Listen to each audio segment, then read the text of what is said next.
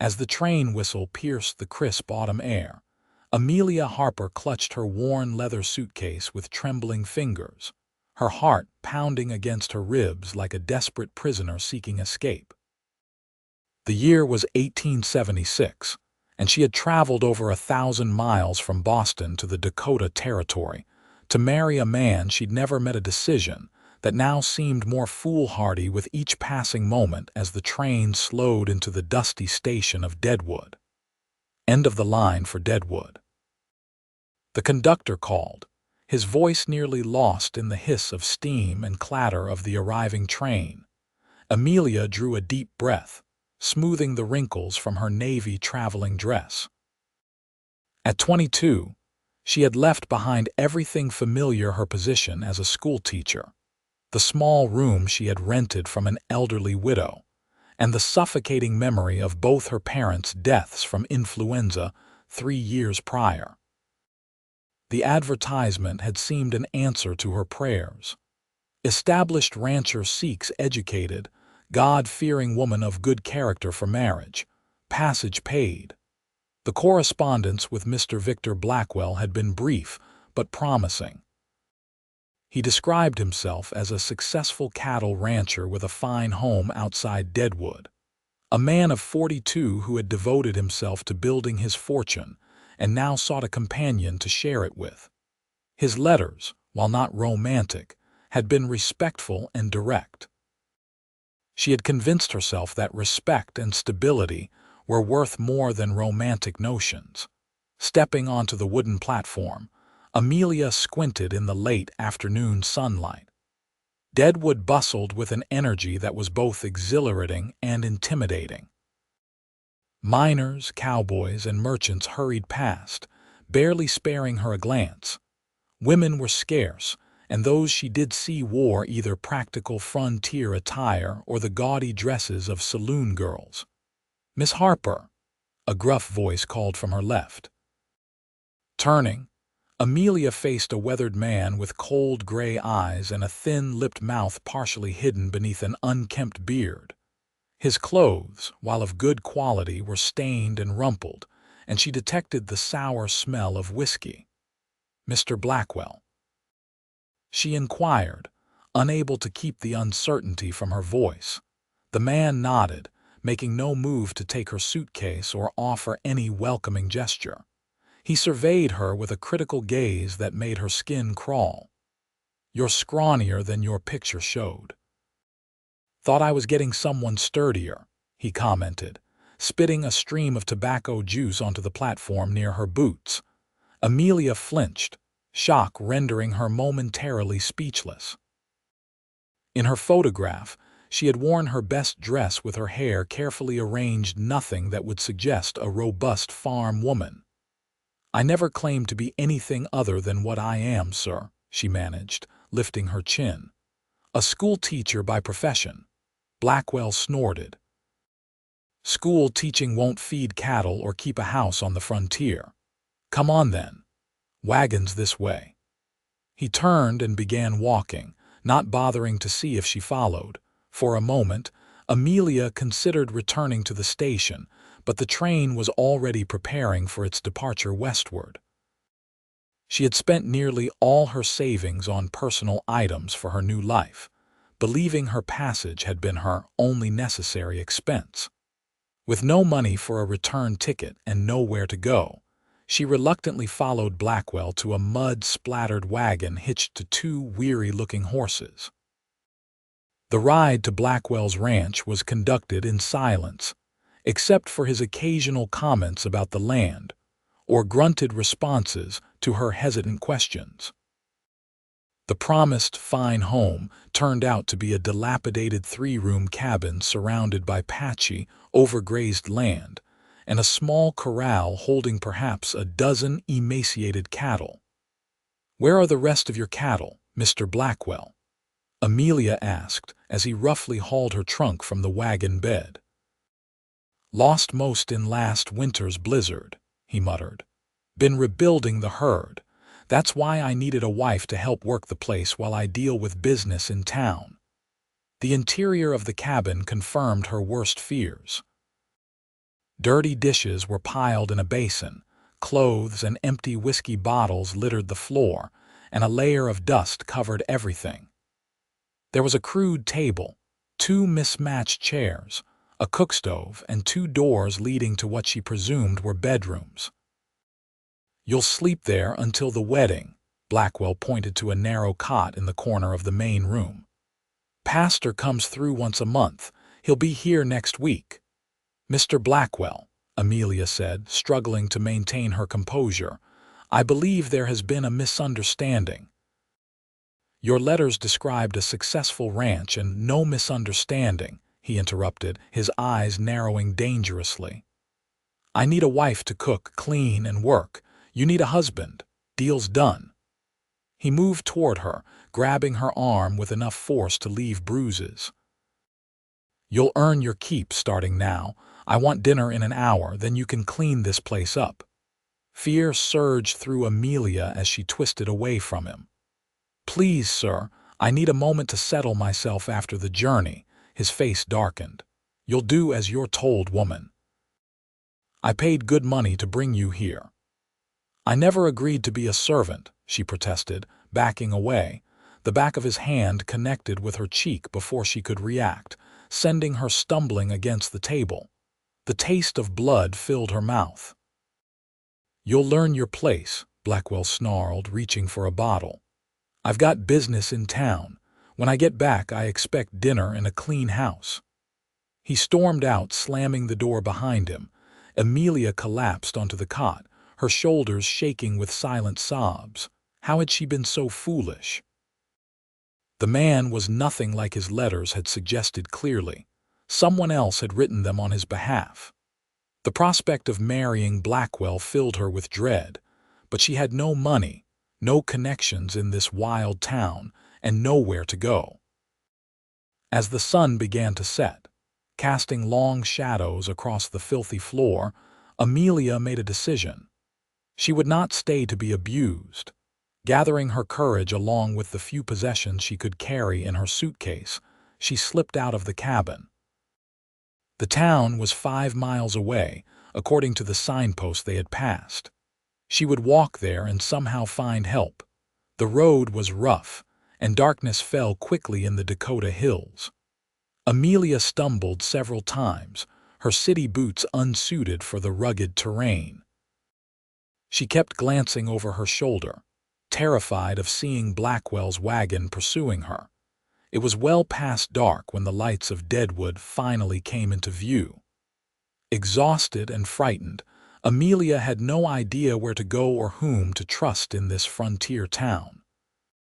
Most buildings seemed to be saloons, their raucous noise spilling into the muddy street along with the yellow glow of lantern light. As she hesitated at the edge of town, the door of a modest building bearing the sign Reynolds General Store opened, spilling lamplight onto the boardwalk. A tall figure emerged, locking the door behind him. "Hello there," a deep voice called out. "Store's closed for the night, but if it's an emergency." The man stopped as he turned and saw her clearly in the light from the store window. "Madam, are you all right?" Amelia became acutely aware of her disheveled appearance, her tear-stained face, the bruise forming on her cheek, her mud-splattered dress.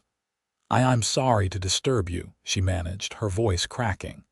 "I was just looking for, perhaps a hotel or boarding house." The man approached slowly, as one might approach a frightened animal. He was tall and broad-shouldered, wearing simple but clean clothes, a white shirt, dark vest, and denim trousers. His face was handsome in a rugged way, with kind hazel eyes that showed immediate concern. A dark Stetson sat atop chestnut hair that curled slightly at his collar. "The name's Grant Reynolds," he said, tipping his hat. "And you look like you could use some help, miss." "Harper. Amelia Harper," she replied, unconsciously touching the bruise on her cheek. His eyes narrowed at the gesture. "Who did that to you, Miss Harper?" Amelia hesitated, shame washing over her. "It was a mistake. I arrived today as a mail-order bride, but the gentleman was not as he represented himself. Understanding dawned in Grant's eyes. Victor Blackwell. He asked quietly. Amelia's eyes widened. You know him? Grant's jaw tightened. Everyone in Deadwood knows Blackwell. He's tried this scheme before, brings women out here with promises of a good life, then treats them like property. He shook his head. The last one fled in the night after a month. Nobody's seen her since. A chill ran down Amelia's spine. I left before things could get worse, but I have nowhere to go and very little money. Grant Reynolds considered her for a moment, then seemed to make a decision. My sister Sarah runs a boarding house just down the street. It's respectable and safe. She might also know of work for you. He hesitated. If you'd allow me, I'd be happy to escort you there. Relief flooded through Amelia. That would be very kind, Mr. Reynolds. Just Grant, please, he said, offering to carry her suitcase. And it's no trouble at all. Deadwood's no place for a lady to wander alone after dark. As they walked down the boardwalk, Amelia felt eyes watching them from saloon windows and darkened alleys. Grant kept a respectful distance, but remained close enough that his presence served as protection. How long have you had the store? She asked, seeking conversation to calm her nerves. 3 years now, he replied. Came out here after the war with my sister when her husband died. Figured we'd make a fresh start. He glanced at her. Where are you from, Miss Harper? Boston. I was a schoolteacher there, but after my parents died. She trailed off. There seemed little reason to stay. Mr. Blackwell's advertisement promised a new beginning. Grant nodded thoughtfully. Deadwood could use a good teacher. The town's growing fast since they found gold in the hills. Lots of families moving in, but education hasn't kept pace. Before Amelia could respond, they arrived at a neat 2-story building with a sign reading Reynolds Boarding House. Light glowed warmly from the windows, and the smell of fresh bread wafted from within. Grant knocked on the door, which was promptly opened by a woman in her mid-30s with the same kind hazel eyes as her brother. Grant, I wasn't expecting you tonight. She stopped when she noticed Amelia. Sarah, this is Miss Amelia Harper. She needs a place to stay and possibly some work. Miss Harper, my sister, Sarah Reynolds. Sarah's gaze took in Amelia's disheveled appearance and the bruise on her cheek. Her expression softened with understanding. Another of Blackwell's brides? She asked her brother quietly. Grant nodded grimly. Come in, dear, Sarah said warmly, ushering Amelia inside. You're safe now. The boarding house interior was clean and modestly furnished. A few guests sat in the common room reading newspapers or playing cards, and they nodded politely as the trio passed. I've just made tea, Sarah said, leading them to a small private parlor off the main room. Sit down and rest while I fetch you a cup.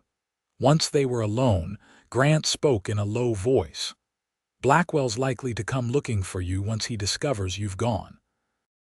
He paid for your passage and he'll consider you his property. Amelia's hands trembled at the thought. What can I do? I have no means to repay him or to return east. You don't owe him anything, Grant said firmly, but you'll need work and a safe place to stay. He hesitated. I've been thinking of hiring help at the store. Business has been good, and I could use someone with education who can keep proper books and assist customers. The position comes with fair wages and respectable work. You would do that for a stranger? Amelia asked, surprised by his generosity. Grant smiled slightly. Deadwood's rough, but not everyone here is like Blackwell. Some of us are trying to build something worthwhile. He glanced toward the kitchen where Sarah was preparing the tea tray. My sister and I know what it's like to start over with nothing. Sarah returned with the tea and some cold supper. As they ate, she explained the boarding house arrangements. I have a small room available. It's modest but clean, and I charge fair rates. You're welcome to stay as long as you need. Thank you both, Amelia said, feeling tears threaten again, this time from relief rather than despair. "I don't know how I can repay your kindness." "No repayment necessary," Sarah assured her. "Just be careful. Victor Blackwell has friends in town, including Sheriff Dahlin, who turns a blind eye to his activities in exchange for whiskey and other favors." "I should go," Grant said, rising. "I'll come by in the morning to show you the store if you're still interested in the position." Amelia nodded gratefully. "I am, very much so." After Grant left, Sarah showed Amelia to a small but comfortable room on the second floor. "Lock your door tonight, dear," she advised. "Not that anyone here would bother you, but it's best to be safe." Alone in the room, Amelia finally allowed herself to process the day's events. She had traveled west with such hope, only to find herself in danger, then rescued by the kindness of strangers. As she drifted into an exhausted sleep, her last thought was of Grant Reynolds' gentle eyes and the promise of a new beginning. Morning came with the sounds of a frontier town awakening, wagons creaking, shopkeepers calling to one another, and the distant ring of hammers from the mining camps. Amelia dressed carefully in her second-best dress, a modest green cotton with white trim, and pinned her chestnut hair into a simple but neat arrangement. The bruise on her cheek had darkened overnight, but there was nothing to be done about it. Sarah provided a hearty breakfast of eggs, bacon, and fresh bread, introducing Amelia to the other boarders, two schoolteachers from Minnesota, an elderly accountant who worked for the mining company, and a young widow who had recently opened a millinery shop. "Most folks here are just trying to make an honest living," Sarah explained as she poured coffee. "Despite what the newspapers back east might say, Deadwood's not all outlaws and desperate characters. Though we have our share," added the elderly accountant with a wry smile. Grant arrived as promised, knocking politely at the boarding house door. He looked even more handsome in the daylight, Amelia thought, then chided herself for such observations. He was a potential employer, nothing more. "Good morning, Miss Harper," he greeted her, his eyes momentarily lingering on her bruised cheek before meeting her gaze. "I hope you slept well." "Very well, thank you," she replied. "And please call me Amelia." The general store was only a short walk away, situated on Deadwood's Main Street. It was larger than Amelia had realized the previous night, a substantial building with large display windows and a wide porch across the front. Inside, shelves lined the walls from floor to ceiling, stocked with everything from dry goods to tools, fabric to medicines. "I opened just as the gold rush was beginning," Grant explained as he showed her around. "Started small, but the business grew faster than I expected. Now I supply not just the town but many of the outlying ranches and mining operations."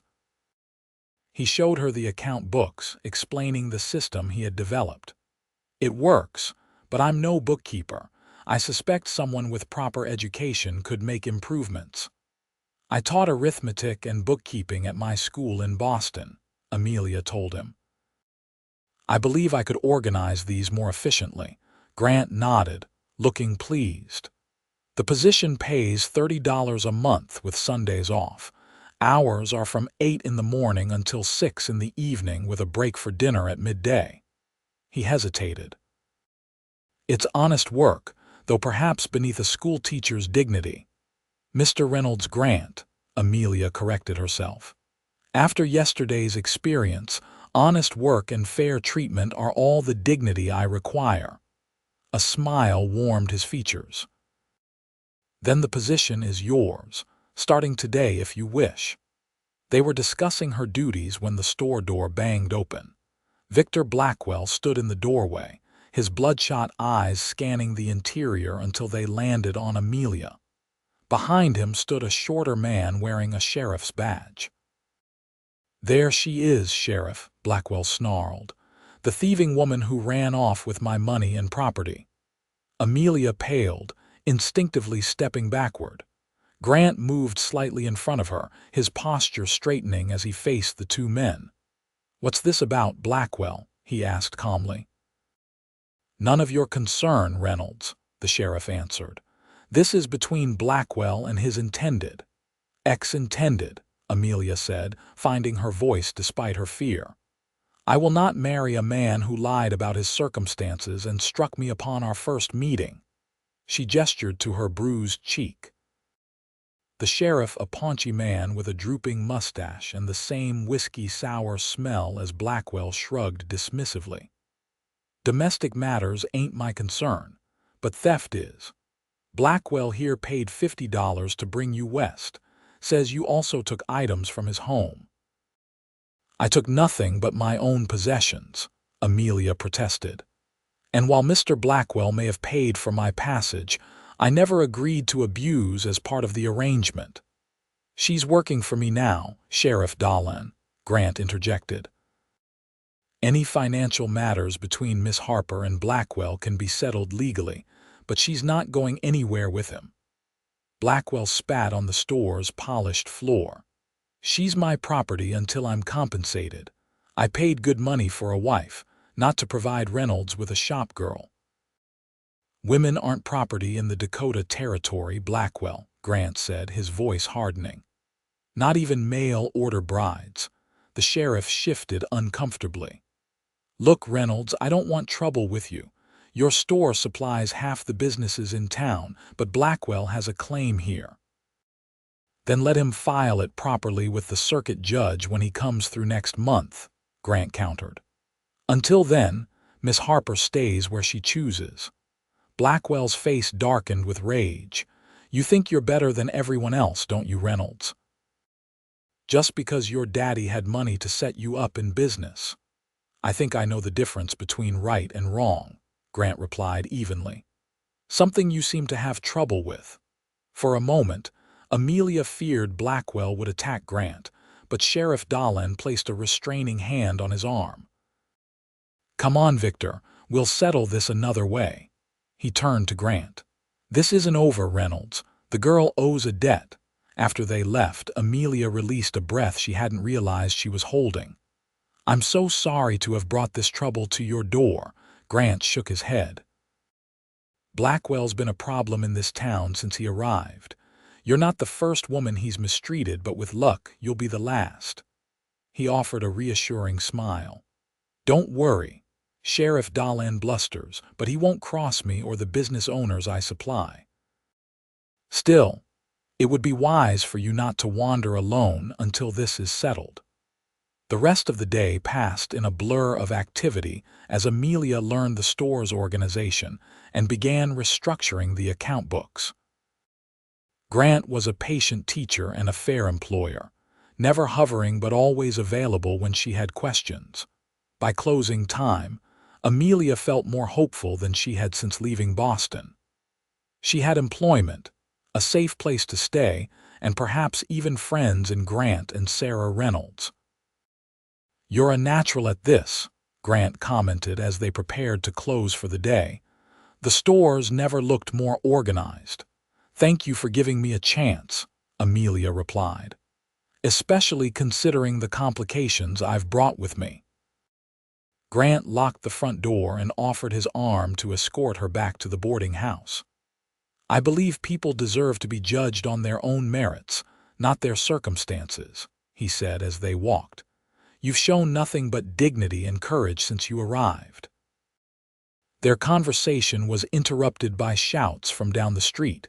A crowd had gathered outside one of the larger saloons, where a man was announcing something from the porch. "What's happening?" Amelia asked as they drew closer. "Town meeting by the looks of it," Grant replied. "Let's see what's going on." The man on the porch, whom Grant identified as Henry Manning, the town council chairman, was addressing the gathering. "The territorial governor has approved our petition. Deadwood will have its own school, with proper funding for a schoolhouse and teacher's salary." A cheer went up from the crowd, particularly from the women and families present. Manning continued, Construction begins next month and we aim to open by spring. Now we just need a qualified teacher willing to take on the challenge of educating Deadwood's young ones." Grant turned to Amelia, his eyes bright with an idea. "You were a school teacher in Boston, weren't you?" "Yes, but this could be perfect," he interrupted excitedly. "You're qualified and it would establish you in the community with a respected position." "But I already have a position at your store," Amelia protested. "Which you're welcome to keep for as long as you wish," Grant assured her. "But this would be a chance to use your training and build a future here if that's what you want." He hesitated. "Unless you're still planning to return east." Amelia considered his question. Despite her disastrous arrival, she found herself drawn to Deadwood's raw energy and possibility, and if she were honest, she was also drawn to the kind man beside her. "I hadn't thought beyond surviving each day," she admitted, "but teaching again. It would be wonderful." "Then let's speak to Manning," Grant suggested, guiding her through the crowd. Henry Manning was a barrel-chested man with an impressive beard and the booming voice of a former preacher. He greeted Grant warmly, then listened with interest as Grant introduced Amelia and explained her qualifications. "A Boston-educated school teacher," Manning exclaimed. "That's Providence, pure and simple. We've had inquiries from back east, but no one willing to come this far west." He regarded Amelia thoughtfully. "The position pays $40 monthly, with housing provided above the schoolhouse once it's built. Miss Harper is currently employed at my store and boarding with my sister," Grant explained, "but she would be available to start when the school opens." Manning beamed. "Excellent. We'll need to arrange a formal interview with the school committee, of course, but with your qualifications and Mr. Reynolds' recommendation, I'd say the position is as good as yours." As they walked away, Amelia felt a strange mixture of excitement and trepidation. "Everything's happening so quickly," she murmured. "2 days ago I arrived expecting to be married, and now I'm potentially employed twice over." "Life moves fast on the frontier," Grant replied with a smile. "But it's all your choice, Amelia. You don't have to decide anything right away." They had nearly reached the boarding house when a familiar voice called from the shadows. "Enjoying your stolen property, Reynolds?" Victor Blackwell emerged from between two buildings, swaying slightly, a whiskey bottle clutched in one hand. His eyes, red-rimmed and unfocused, fixed on Amelia with malevolent intensity. "Go inside, Amelia," Grant said quietly, positioning himself between her and Blackwell. "Not so fast," Blackwell snarled, lunging forward to grab Amelia's arm. "You're coming with me, woman. I paid for you fair and square." Amelia cried out in pain as his fingers dug into the same bruises he'd left the day before. Grant reacted instantly, shoving Blackwell back with enough force to send him sprawling in the dirt.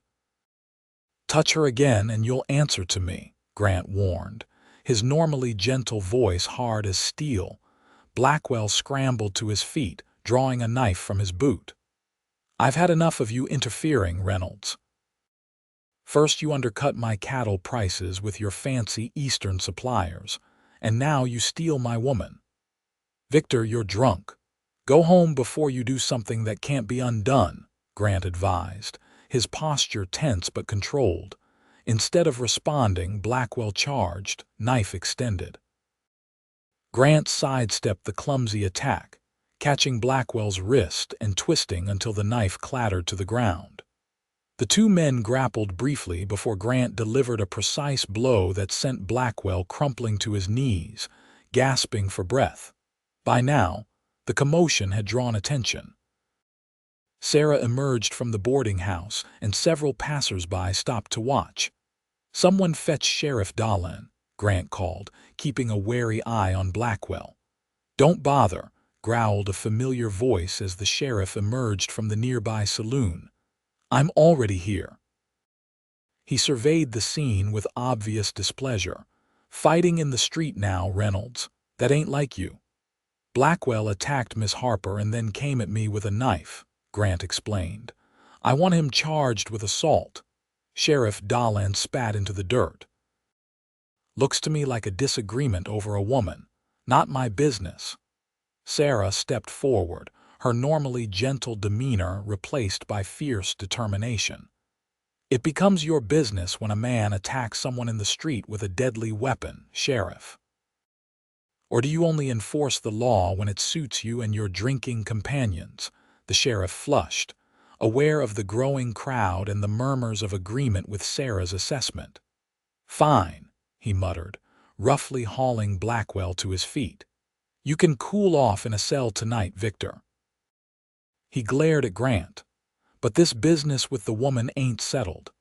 As the sheriff dragged Blackwell away, Amelia sagged with relief, her legs suddenly unsteady. Grant caught her elbow, supporting her. "Are you hurt?" he asked, his voice gentle again. "Just shaken," she assured him. "Thank you for protecting me." "Come inside, both of you," Sarah urged. "This has been enough excitement for one evening." The boarding house parlor was empty, the other residents having retired for the night. Sarah insisted on making tea while Amelia and Grant settled into chairs by the fire. "He won't stay locked up long," Grant said grimly. "Dahlin will release him once he sobers up." "What can I do?" Amelia asked. "I can't live in fear of him appearing whenever I step outside." Grant considered this.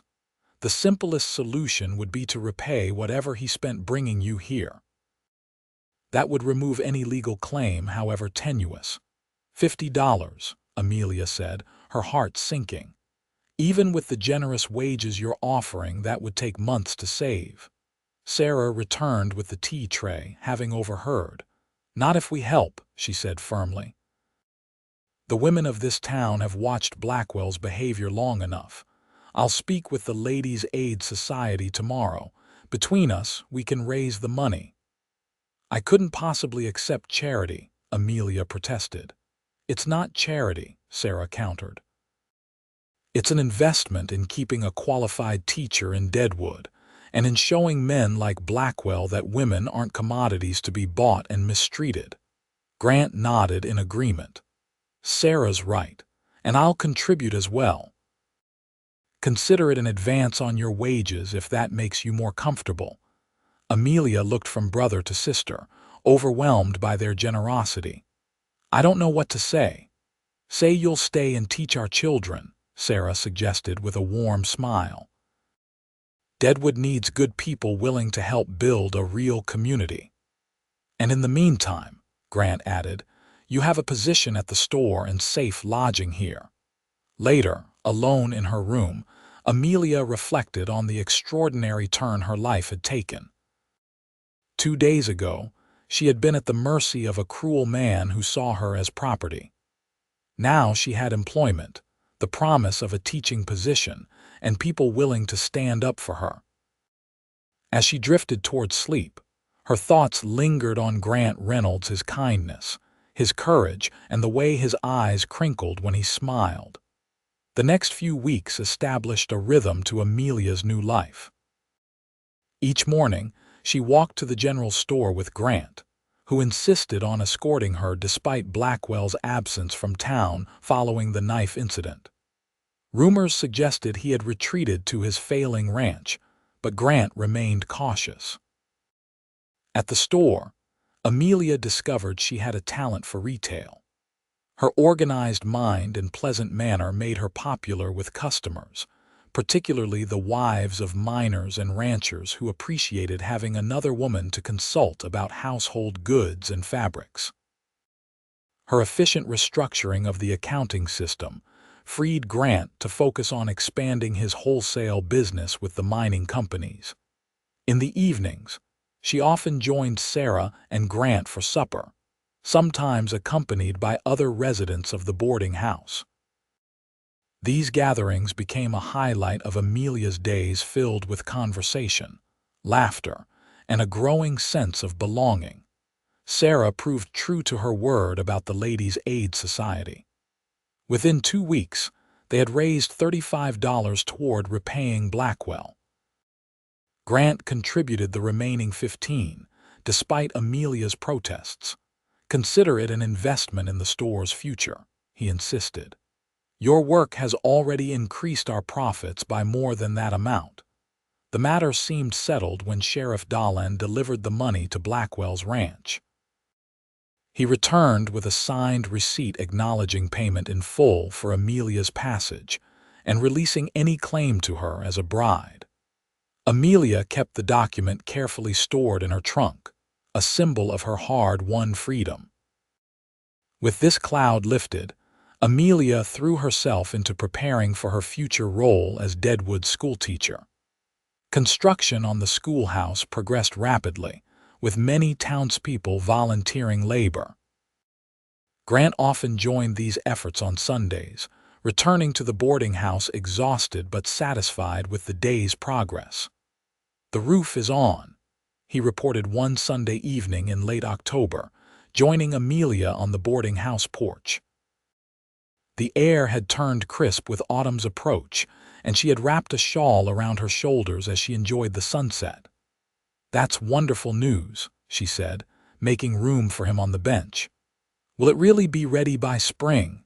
"Sooner if the weather holds," Grant replied, settling beside her. "Manning thinks we might open after the new year." Amelia's heart fluttered with excitement. "I've started making lists of supplies we'll need: books, slates, chalk, maps." "Always the organized one," Grant teased gently. "I've set aside a corner of the storeroom for school supplies." "Ordered some readers and arithmetic text from Chicago last week." "You did that for me?" Amelia asked, touched by his thoughtfulness.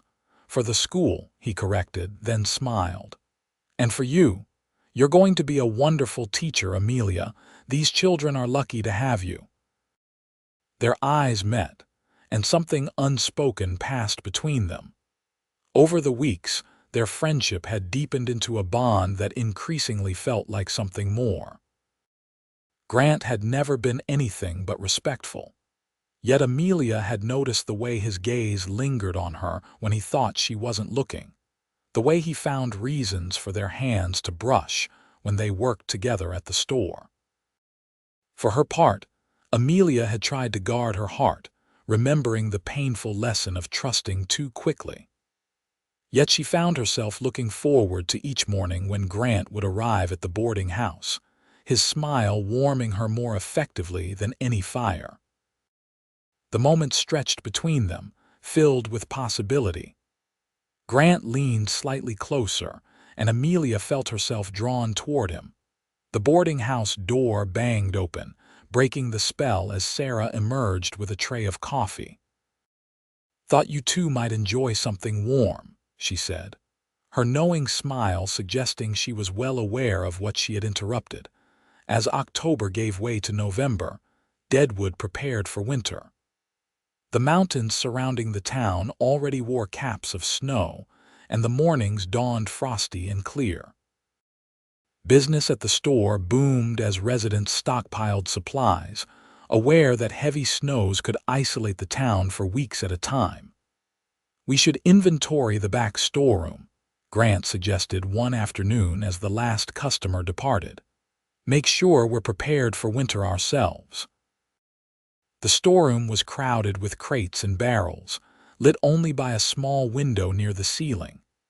Grant lit a lantern and hung it from a hook, casting a warm glow over the space. "I'll count the preserved goods if you'll check the dry goods," Amelia offered, pulling out her notebook and pencil. They worked companionably, occasionally calling out numbers to each other or pausing to discuss ordering priorities. Amelia was reaching for a high shelf when her foot slipped on a loose floorboard. Grant was at her side instantly, strong hands steadying her waist. "Careful," he murmured, his voice low and close to her ear. Amelia turned in his arms, suddenly aware of their proximity. His face was inches from hers, his expression a mixture of concern and something deeper, more intense.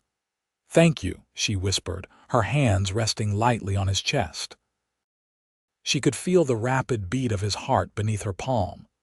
"Amelia," Grant said, his voice rough with emotion, "I've been wanting to tell you." He paused, seeming to struggle for words. "Yes," she encouraged, scarcely breathing. "These past weeks, having you here working alongside you." He took a deep breath. "I've never met anyone like you. Your courage, your kindness, the way you've embraced this town despite everything. I find myself thinking about you constantly." Amelia's heart soared at his words.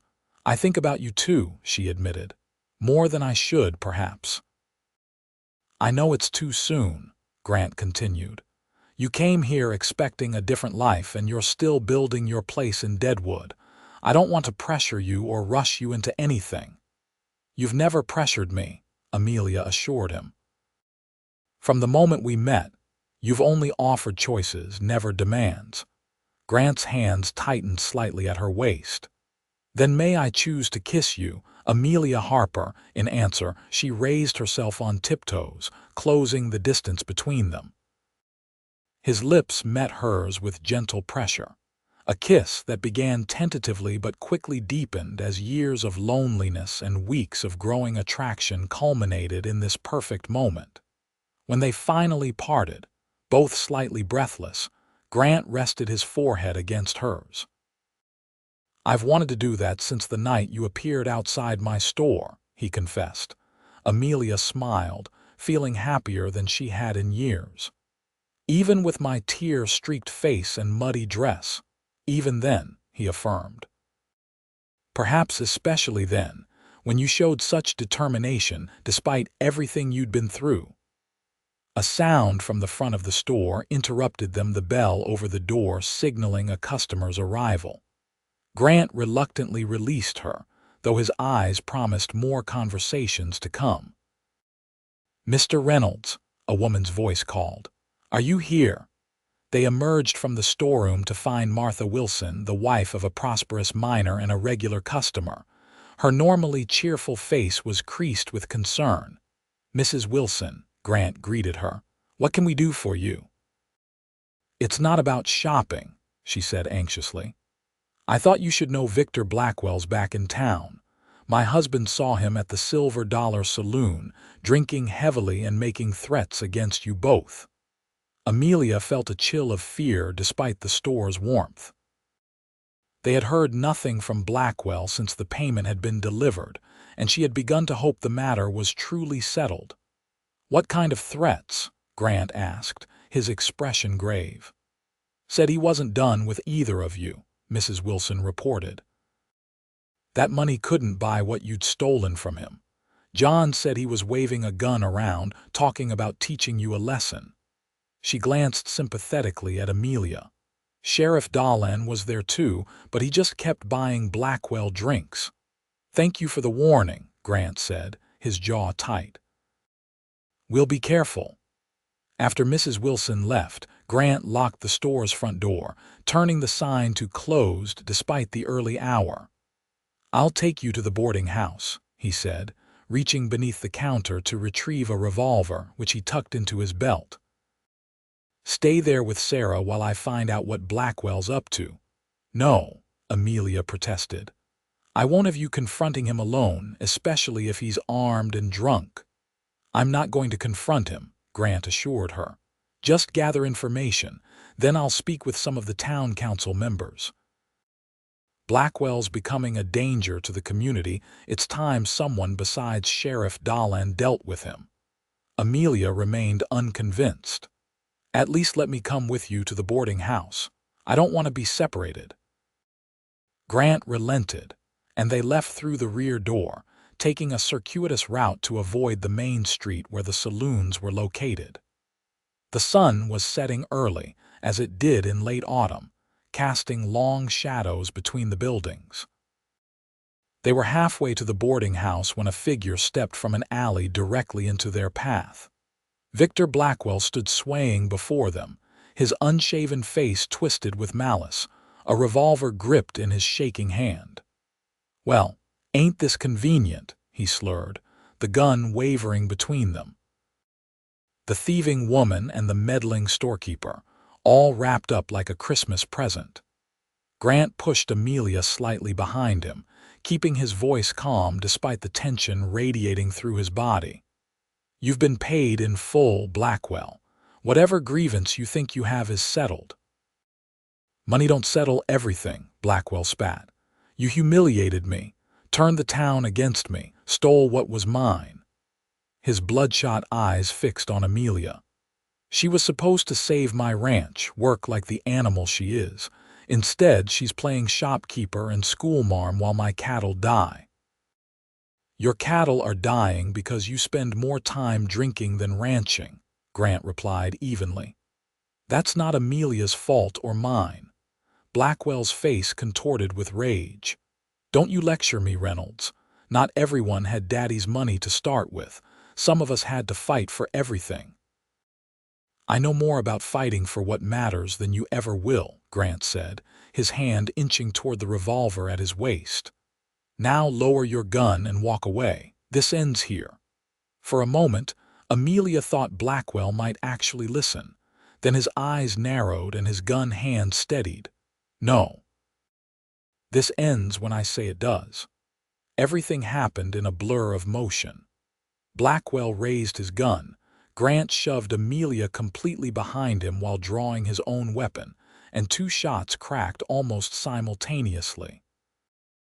Blackwell staggered backward, a look of surprise crossing his face as a dark stain spread across his chest. He collapsed to his knees, then fell face forward onto the muddy street. Grant turned immediately to Amelia. "Are you hurt?" She shook her head, too shocked to speak, her ears ringing from the gunshots. Grant's left arm hung at an awkward angle, blood seeping through his shirt sleeve. "You're wounded," she gasped, reaching for him. "It's not bad," he assured her, though his face had paled. "Bullet grazed my arm." People were emerging from nearby buildings, drawn by the gunshots. Sheriff Dahlin arrived moments later, surveying the scene with a scowl. "What the hell happened here, Reynolds?" he demanded, kneeling to check Blackwell, who didn't appear to be breathing. "Self-defense," Grant replied tersely. "Blackwell ambushed us with a gun. There are witnesses who heard him threatening us earlier." Several bystanders nodded confirmation, including Henry Manning, who had arrived with the growing crowd. "Miss Harper was nearly killed," Manning added. "If Grant hadn't protected her, we'd be planning a funeral for our schoolteacher before she even taught her first class." The sheriff looked from Manning to the gathered townspeople, many of whom were prominent business owners or their wives. His expression soured as he recognized the political reality. Victor Blackwell had few friends, while Grant Reynolds was respected throughout Deadwood. "We'll need statements," he muttered, rising from Blackwell's body. "And somebody fetch Doc Wilson for Reynolds' arm." Sarah arrived, pushing through the crowd to reach her brother and Amelia. Her face paled at the sight of Grant's bloodied sleeve, but she maintained her composure. "Let's get you both to the boarding house," she said firmly. "The doctor can tend to you there." The next few hours passed in a blur of activity. Dr. Wilson arrived to clean and bandage Grant's wound, pronouncing it a flesh wound that would heal cleanly with proper care. Sheriff Dahlin took statements from Grant, Amelia, and the witnesses who had heard Blackwell's earlier threats. By nightfall, the incident had been officially declared self-defense, with no charges to be filed against Grant. Blackwell's body was taken to the undertaker, where it would remain until relatives could be notified, though no one seemed to know if he had any. His ranch and meager possessions would likely be auctioned to cover his debts. Despite Dr. Wilson's assurance that Grant could return to his own home above the store, Sarah insisted her brother stay at the boarding house overnight for observation. She prepared the small guest room next to her own quarters, while Amelia made tea and helped Grant change into a clean shirt that could accommodate his bandaged arm. "You saved my life," Amelia said quietly as they sat alone in the boarding house kitchen, waiting for the tea to steep. Grant looked up from his contemplation of the tabletop. "He would have killed us both," he said, his voice hollow. "I've never taken a man's life before, Amelia. Not even during the war. I was a supply officer, far from the fighting." He rubbed his face with his good hand. "I don't regret protecting you. I just wish it hadn't come to that." Amelia moved to sit beside him, taking his hand in both of hers. "You did what you had to do. Blackwell made his choice when he ambushed us with a gun." She squeezed his fingers gently. "I'm just thankful you weren't killed." Grant turned to look at her, his hazel eyes troubled but warm with feeling. "When I saw him aim at you, in that moment I knew I couldn't lose you, Amelia, not when I've just found you." "You won't lose me," she promised, leaning forward to press a gentle kiss to his lips. "I'm exactly where I want to be." Sarah's entrance with fresh bandages interrupted the moment, but the smile she gave them suggested she approved of what she had witnessed. Winter descended on Deadwood with a vengeance the following week, bringing heavy snow that transformed the muddy streets into a pristine white landscape. Despite his injury, Grant reopened the store after only 2 days of rest, though he allowed Amelia to handle most of the physical work until his arm healed. News of Blackwell's death and the circumstances surrounding it spread quickly through the town. Rather than facing censure for the shooting, Grant found himself regarded with even greater respect for protecting Amelia. The incident seemed to accelerate the town's acceptance of her as well, with many residents going out of their way to visit the store and welcome her to the community. Construction on the schoolhouse continued despite the weather, with the interior work progressing steadily. By mid-December, Henry Manning announced that the building would be completed before Christmas, allowing classes to begin in January as hoped. "We'll hold a proper dedication ceremony," he told Amelia during one of his frequent visits to the store. "Something festive to celebrate Deadwood's first real school." The approaching holidays brought a bustle of activity to the general store. Grant had ordered special items from Chicago and St. Louis candies, toys, and decorative goods that weren't typically stocked. Amelia created festive displays in the store windows, attracting customers who might otherwise have saved their money for necessities. "You have a real talent for this," Grant observed one evening as they closed up. "The store's never done such business at Christmas." "It's satisfying work," Amelia admitted. "Different from teaching, but I enjoy helping people find exactly what they need." She glanced at him shyly. "And I enjoy working with you." Their relationship had deepened in the weeks following the confrontation with Blackwell. Grant now openly escorted Amelia not just to work but to church services and community gatherings.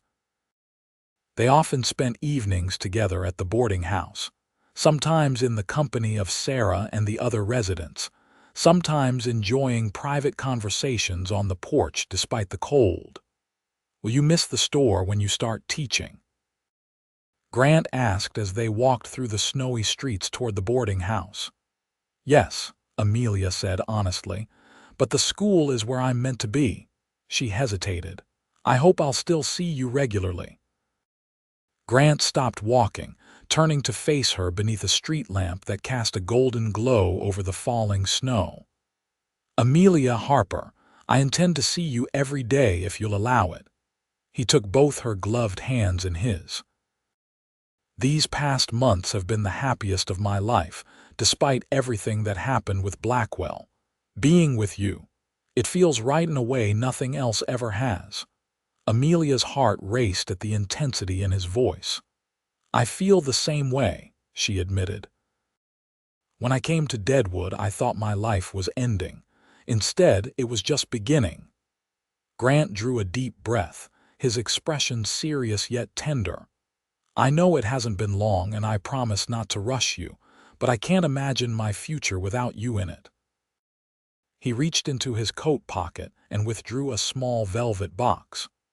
"I'm not asking for an immediate answer, just for you to consider whether you might someday consent to be my wife." Amelia gasped as he opened the box to reveal a delicate gold ring set with a small but perfect diamond flanked by tiny sapphires. "Grant, I love you, Amelia," he said simply. "I think I began falling in love that first night when you stood on the boardwalk outside my store, frightened but determined to make your own way." Tears welled in Amelia's eyes, not of sorrow but of overwhelming joy. "I love you too," she whispered, "and I don't need time to consider. My answer is yes today, tomorrow, always yes." Grant's face broke into a radiant smile as he slipped the ring onto her finger, then gathered her into his arms, kissing her with a passion that warmed them both despite the winter chill. They were still embracing when Sarah rounded the corner, returning from a meeting of the Ladies' Aid Society. She stopped short at the sight of them, then noticed the ring glinting on Amelia's hand. "Finally," she exclaimed, hurrying forward to hug them both. "I was beginning to think I'd have to propose for you, Grant." The three of them laughed together, their breath forming clouds in the frosty air. As they continued toward the boarding house, arms linked, Amelia marveled at how completely her life had transformed. She had traveled west seeking security through marriage to a stranger, only to find true love with a man who valued her independence and strength as much as she valued his kindness and integrity. The schoolhouse dedication was held on Christmas Eve, combining the celebration of Deadwood's educational milestone with holiday festivities. The simple wooden building had been decorated with evergreen boughs and red ribbons, and a large tree stood in one corner, adorned with candles and handmade ornaments contributed by the town's children. Amelia stood beside Grant at the front of the room, her heart full as Henry Manning officially introduced her as Deadwood's first schoolteacher. The assembled townspeople, miners, merchants, ranchers, and their families applauded enthusiastically. "And I have one more announcement," Manning continued when the applause died down. "It seems our new teacher won't be Miss Harper for long." He gestured toward Grant and Amelia with a broad smile. "Come spring, she'll be Mrs. Reynolds." More cheers erupted, along with good-natured teasing directed at Grant, who accepted it with a grin, his arm securely around Amelia's waist. The months following Christmas passed in a whirlwind of activity. Amelia began teaching 26 students ranging in age from 6 to 16, quickly establishing herself as firm but fair. The challenges were considerable. Many of the children had never attended school before, and resources were limited, but the work was deeply satisfying. Grant continued expanding his business, adding a wholesale warehouse to supply the growing number of mining operations in the hills. With Amelia's encouragement, he also increased his inventory of books and educational materials, making the general store a center for learning as well as commerce. Their wedding was planned for the first weekend in May, when the harsh Dakota winter would have yielded to spring's renewal. Sarah threw herself into preparations with enthusiasm, coordinating with the Ladies' Aid Society to plan what promised to be Deadwood's social event of the season. As winter gradually released its grip on the Black Hills, revealing patches of green beneath the melting snow, Amelia found moments to reflect on her journey. The frightened young woman who had stepped off the train the previous autumn seemed a stranger now, someone she might have taught rather than been. "Penny for your thoughts," Grant said, joining her on the schoolhouse steps one afternoon in late April. Classes had ended for the day, and she had been watching the last of her students make their way home.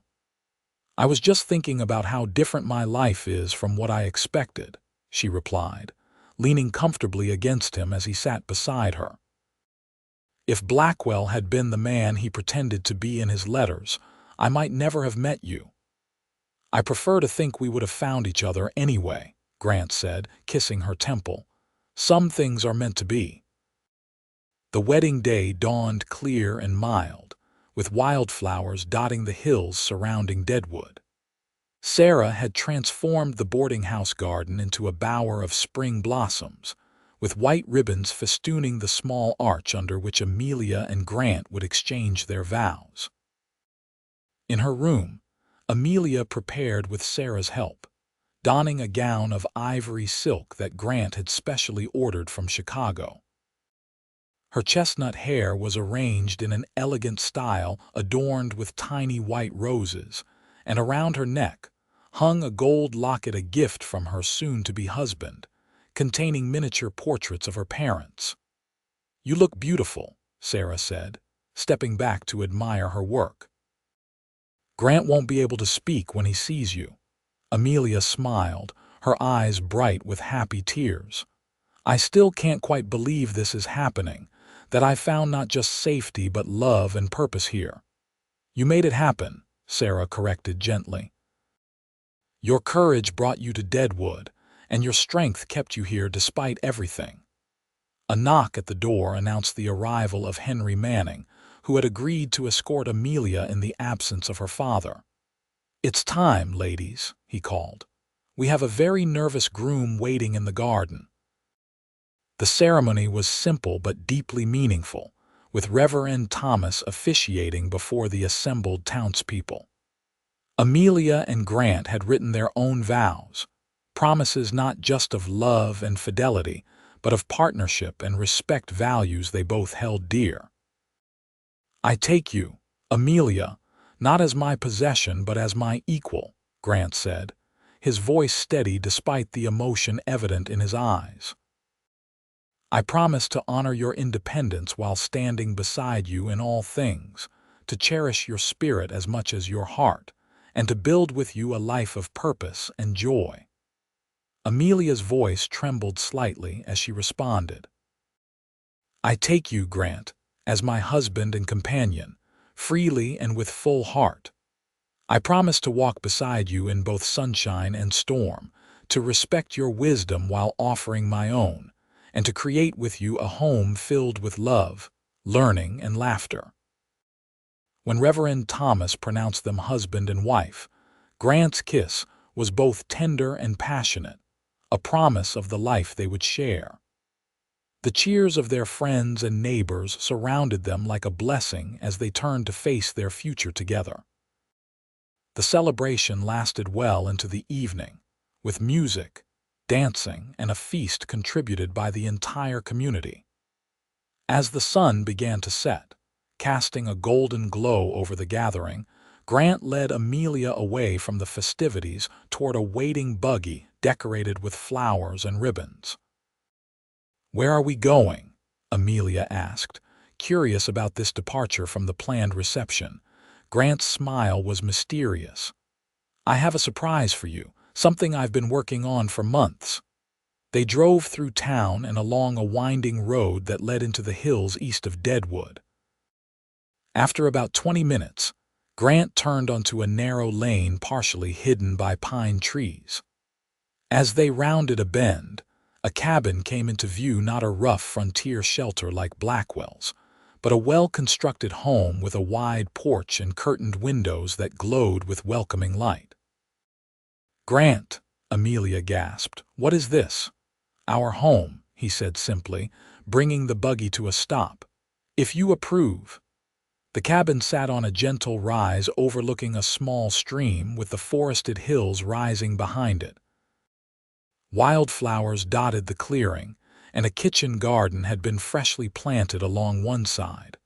A stable and small barn stood nearby, along with what appeared to be the beginnings of an orchard.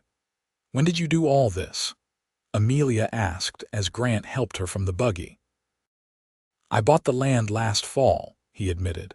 "Started building after Christmas whenever weather permitted. The men from town helped Manning, Doc Wilson, even some of the miners. Sarah and the ladies arranged the interior."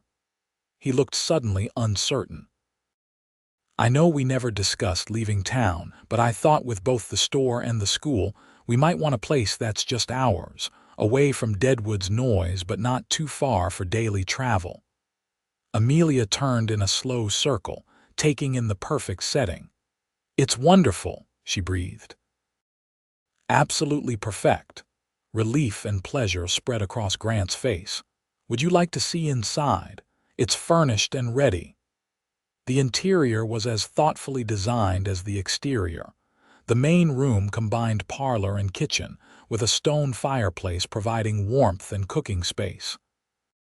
Bookshelves lined one wall, already filled with volumes from Grant's personal collection. Simple but attractive furniture created a comfortable living space, including a rocking chair positioned perfectly by the window that overlooked the stream. 2 bedrooms opened off the main room, a larger one for them, and a smaller one that Grant shyly suggested might be needed someday, if we're blessed. A desk in the corner of the main room was clearly intended for Amelia's use in preparing lessons. Every detail showed Grant's consideration for what would make her happy and comfortable. It was a home designed for their life together, not grand, but perfectly suited to them. "I can't believe you did all this without my knowing," Amelia said, turning to embrace him. "Sarah's quite skilled at distraction," Grant admitted with a laugh. "And you've been busy with the school." "I love it," she said simply. "And I love you, Grant Reynolds." As darkness fell, they sat together on the porch, watching stars appear above the hills. The sounds of the stream and the night birds created a peaceful backdrop to their conversation as they planned their future, the store and school in town, their evenings and weekends in this haven they would share. "Is it everything you hoped for?" Grant asked softly, his arm around her shoulders. "This life in Deadwood?" Amelia considered the question, thinking of how far she had come from that terrified young woman who had stepped off the train into Victor Blackwell's cruel grip. "It's nothing like what I expected," she said honestly. "It's infinitely better." Grant kissed her then, a kiss that held all the promise of their wedding vows and the years that stretched before them. As Amelia returned his embrace beneath the vast Dakota sky, she knew with absolute certainty that she had found not just safety, but true happiness, a life rich with purpose, community, and love that would only deepen with time. Epilogue: 5 years later, the schoolhouse bell rang out across Deadwood, signaling the end of another day of learning. Amelia Reynolds gathered her books and papers as her students filed out, their voices raised in excited chatter about the upcoming Independence Day celebration. "Don't forget your history assignments," she called after them. "I expect thoughtful essays on Monday." A chorus of groans mixed with good-natured promises followed her reminder. At 27, Amelia had established herself as Deadwood's most respected educator. Under her guidance, the school had grown to include 2 additional teachers and nearly 60 students, with a reputation that drew families from outlying areas specifically for the educational opportunities. As the last child departed, Amelia tidied her desk and placed her materials in the leather satchel Grant had given her on their 2nd anniversary.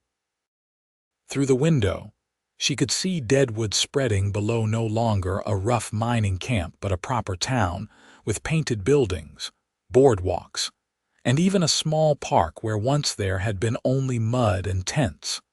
The sound of approaching hoofbeats drew her attention. Grant appeared on horseback, leading a small pony beside him. On the pony sat their 3-year-old son, Samuel, his face alight with pride at riding all by himself, though his father maintained a lead rope for safety. "Mama," Samuel called, waving enthusiastically. "I rode Thunder all the way from the store. Did you now?" Amelia replied, descending the schoolhouse steps to meet them. "What a big boy you are!" Grant dismounted, lifting Samuel from the pony before greeting his wife with a kiss. At 35, he had only grown more handsome in Amelia's eyes. the slight touches of silver at his temples adding distinction to his appearance. The general store had expanded into the largest mercantile in the Black Hills, with branches in 2 neighboring towns managed by trusted employees. "How was your day, Mrs. Reynolds?" he asked, his eyes warm with the same love that had sustained them through 5 years of marriage. "Wonderful," she replied. "The older students are preparing special presentations for Independence Day, and even the younger ones are making progress with their reading." She ruffled Samuel's dark hair, so like his father's. "And how was your day, gentlemen?" "Busy," Grant reported, helping her onto her own horse, a gentle mare named Penny. "The supply wagons arrived from Cheyenne, and the new shipment of books you ordered came with them." "Books!" Samuel exclaimed with the enthusiasm of a child raised by parents who valued learning. "For me too." "Yes, little scholar," Amelia assured him. "There's a special picture book just for you." They rode together through town, stopping briefly at the general store where Sarah, now happily married to Doc Wilson, was overseeing the afternoon business. Then they continued to their home in the hills, which had grown over the years to include a larger stable, expanded gardens, and a small schoolroom where Amelia tutored children from outlying ranches who couldn't attend regular classes in town. As they approached, Amelia saw smoke rising from the chimney and knew that Hannah, the young woman who helped with housekeeping and childcare, would have supper waiting. Their life had settled into comfortable rhythms, mornings and afternoons devoted to work they both loved, evenings and weekends spent together as a family. After supper, with Samuel bathed and tucked into bed with a story, Amelia and Grant sat on their porch as they had on their wedding night. The stream still burbled below, the stars still shone above, but now the clearing was filled with the results of 5 years of care and cultivation: flourishing fruit trees, established gardens, flower beds that bloomed from early spring through late autumn. "I had a letter from Boston today," Amelia said, resting her head against Grant's shoulder. "Mrs. Winterton, do you remember me mentioning her? The widow I boarded with while teaching there." Grant nodded. "The one who encouraged you to accept Blackwell's offer." "She meant well," Amelia said softly. "She thought she was helping secure my future." She smiled at the irony. "In a roundabout way, I suppose she did." "What news did she share?" Grant asked, his arm tightening around her. "The school where I taught has closed, lack of funding." She wondered if I might know of teaching positions in Deadwood for some of my former colleagues. Amelia looked up at her husband. "I've been thinking. With the town growing so quickly, we'll soon need a proper academy, not just an elementary school." Grant chuckled. "Always planning, my love." "But you're right, as usual. The town council was discussing that very thing last week." He kissed the top of her head. "Would establishing an academy make you happy?" "Yes," Amelia said thoughtfully, "though I'd want to continue teaching myself, at least part-time." She placed a hand over her still flat stomach. "Even after this little one arrives." Grant's expression transformed from contentment to wonder. "Amelia, are you saying?" She nodded, her eyes bright with happy tears. "Dr. Wilson confirmed it yesterday. We'll welcome another child in early spring." Grant gathered her into his arms, his joy evident in every line of his face. "Another blessing," he murmured against her hair. "Samuel will be thrilled to be a big brother." As they sat together in the gathering darkness, planning for their growing family and the academy that would become Amelia's legacy to Deadwood, she reflected once more on the strange twist of fate that had brought her to this place. The mail-order bride agreement that had seemed like her only hope had nearly delivered her into a life of misery. Instead, it had led her to Grant, to a community that valued her skills, and to a life richer than anything she could have imagined in her Boston schoolroom. "Penny, for your thoughts." Grant asked, echoing the question he had so often posed over the years. Amelia smiled up at the man who had rescued her not by taking over her life, but by giving her the freedom to build her own. "I was thinking how grateful I am for second chances," she said, "and for kind cowboys who offer work in town." Grant laughed softly. "Best business decision I ever made hiring you.